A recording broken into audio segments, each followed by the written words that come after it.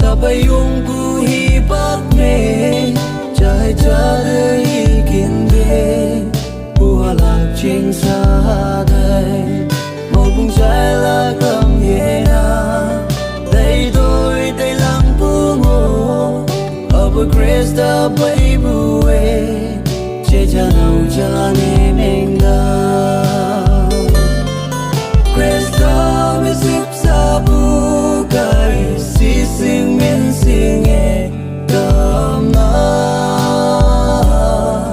Em cha me lốc ngau cha me ngọc Tơm an ca du quang hai lê đầm la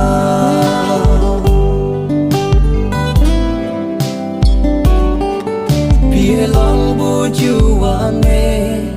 Krista me ya ching mong e Yoi ka mực nu e la Sum lan đôi sâu Ang xin ya san ya li bu Krista ngao mong Akan vi me bu nhi la Cha đã sập sa tâm yang ki Krista me sip sa bu kai Si sing men sing e Kam na Em cha me lok cha mê ngọc tơm an ca du quang hai lê đầm la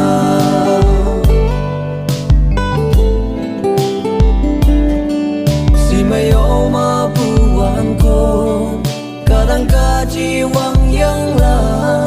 Ở mây lấy bu nhoi pan nê